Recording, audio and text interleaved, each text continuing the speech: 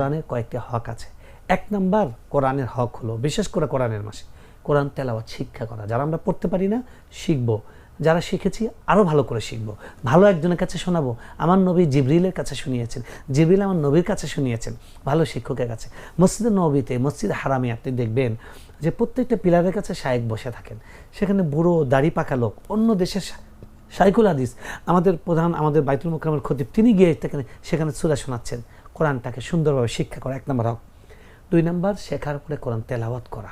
কোরআন আমাদেরকে রিসাইট করতে হবে। কোরআন এমন না যেটা রমজান মাসের, কোরআন 12 মাসের। জীবনে আপনি কোরআন প্রতিদিন রুটিন থাকবে, আপনার দিনের শুরু যেন কোরআন দেওয়া হয়। 3 নম্বর হলো এই কোরআনের অর্থ বোঝার চেষ্টা করা। আমার রব আমাকে কি বলেছেন? আল্লাহ যে বারবার বলেছেন ইয়া আইয়ুহান নাস, ইয়া আইয়ুহাল্লাযীনা আমানু, হে ঈমানদার লোকেরা, হে মানুষ।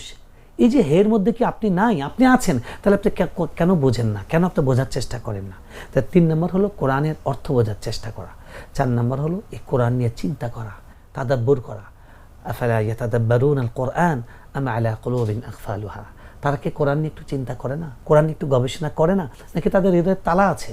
তারা সব বোঝে, তারা বাজারে গিয়ে খোঁজে যে এই জিনিসটা ভালো নিতে হবে।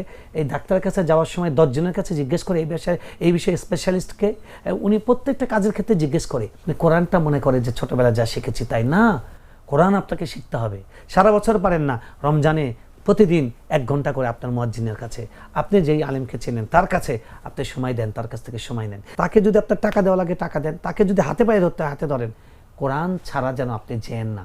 কোরআন যদি আপনার নামে বিচার দেয় যে সে আমার পক্ষে ছিল না, রসুল যদি বিচার দেন, তাহলে আপনার আর কোনো মুক্তির কোনো উপায় নেই। মনে রাখবেন, আপনার হজ দিয়ে, আপনার জাকাত দিয়ে, আপনি 2টা মসজিদ করেছেন, 3টা মাদ্রাসা করেছেন, আপনি মাদ্রাসায় 10 বস্তা চাউল দিয়েছেন, এটা দিয়ে আপনি পার পাবেন না। কোরআনের হক ক্লিয়ার করে আপনাকে সামনে যেতে হবে। তাহলে 4 নম্বর হলো এই কোরআন নিয়ে গবেষণা করা, চিন্তা করা। 5 নম্বর হলো কোরআন অনুযায়ী জীবন পরিচালনা করা। আপনার নামাজের মধ্যে কোরআন থাকে, আপনার বিয়ের মধ্যে কোরআন কই যায়? আপনার বিয়ে কেন ইন্ডিয়ান স্টাইলে হয়? হ্যাঁ, আপনার ব্যবসা কেন ইউরোপিয়ান স্টাইলে হয়? আপনার প্রত্যেকটা কাজকে কোরআনের স্টাইলে করতে হবে। সিবগাত আল্লাহ, আল্লাহর রঙে রঙিন করতে হবে আপনার প্রত্যেকটা কাজকে। মা আতাকুমুর রাসূল ফাখুযু ওয়া মা নাহাকুম আনহু ফান্তাহু। রাসূল সাল্লাল্লাহু আলাইহি ওয়াসাল্লাম তোমাদেরকে যা দেন, যেভাবে দেন সেভাবে নাও, যেভাবে বারণ করেন সে কাজ বিরত থাকো। আতিউল্লাহ ওয়া আতিউর রাসূল, আল্লাহর আনুগত্য করো, রাসূলের আনুগত্য করো। রাসূলের আনুগত্য কি দিয়ে করবেন? আপনার সামনে জীবন্ত কোরআন, এটা দিয়ে। কুল ইন কুনতুম তুহিব্বুনাল্লাহ ফাত্তাবিউনি। হে নবী, আপনি বলেন, বান্দারা তোমরা যদি আমাকে ভালোবাসো, আমার ভালোবাসা পেতে চাও, তাহলে আমার নবীকে অনুসরণ করো। আমার নবীকে কোথায় পাবেন? আমার জান আয়েশাকে বলছেন একজন এসে যে আপনি একটু নবীজির কিছু গল্প, কিছু ঘটনা শোনান, যেটা দেখে আমাদের মনে হবে জীবন্ত তাকে দেখছি। তিনি বলছেন, তোমায় কি কোরআন পড়ো? হ্যাঁ পড়ি। কোরআন হলো জীবন্ত নবী সাল্লাল্লাহু আলাইহি ওয়াসাল্লাম। কোরআন, আমার নবী কেমন ছিলেন? কোরআন যেমন। আপনি কোরআনে নামাজের কথা যেরকম পাবেন, আমার নবীর নামাজ তেমন ছিল। ওয়াল্লাযীনা হুম ফী সালাতিহিম খাশিউন। তার নামাজটা ওইরকমই ছিল। এবং তারা প্রত্যেকটা কাজের ক্ষেত্রে, আমাদের প্রত্যেকটা কাজের ক্ষেত্রে আমার নবী কেমন ছিলেন? সুন্নাহ যেমন, কোরআন তেমন। আপনি কোরআনের সাথে সুন্নাহকে মিলাবেন, হাদিসকে মিলাবেন, হাদিসের সাথে কোরআনকে মিলাবেন। অর্থাৎ কোরআন ছাড়া আপনার আমার জীবনে আর কোনো পাথেও নাই যেটা এত অগ্রাধিকার পেতে পারে।